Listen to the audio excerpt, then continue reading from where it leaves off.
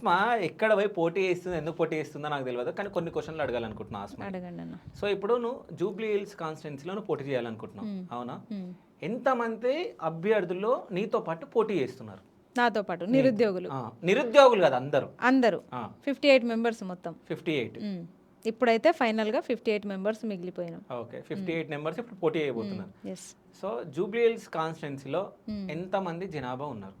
3,90,000కు పైగా ఓటర్స్ ఉన్నారు. సో వాళ్ళ పిల్లలు ఇంకా చిన్న చిన్న ఓటకు రాని పిల్లలు కూడా ఉంటారు కదా. ఓటర్సే 3,90,000కు పైగా ఉన్నారు. దాంట్లో ముస్లింలు ఎంతమంది ఉన్నారు, హిందువులు ఎంతమంది ఉన్నారు? ముస్లింలు 1,50,000 ముస్లిం ఓటర్సే. దాంట్లో 80,000కు పైగా మహిళలు, తర్వాత పురుషులు ఉన్నారు. ఓకే, సో అంటే మంచిగా దాంట్లో సగం వచ్చినాయని బెటరు అన్నట్టు అనుకున్నాం, అంతేనా?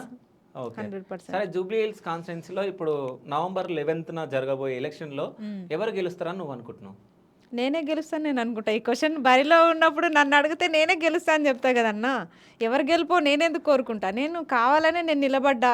ఈ విద్యా విధానంలో మార్పు జరగాలి, ఈ వ్యవస్థలో మార్పు జరగాలి కాబట్టి నేను పోటీ చేస్తున్నా. ఆస్మా ఒక్క మాట మీద అసలు నిలబడతలేదు నా ఇంటర్వ్యూలో.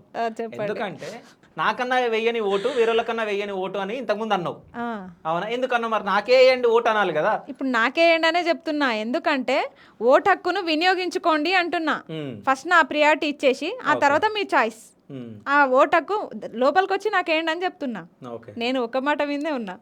అప్పుడైనా మీరు భయపడండి, డబ్బులు తీసుకోండి, కానీ లోపలికి వచ్చి మాత్రం నాకు ఓటేయండి అని చెప్తున్నా. మీ ఓటు హక్కుని వినియోగించుకోండి. ఓటు అనేది ఆయుధం. ఒకసారి మాకు అవకాశం ఇవ్వండి అని చెప్తున్నా.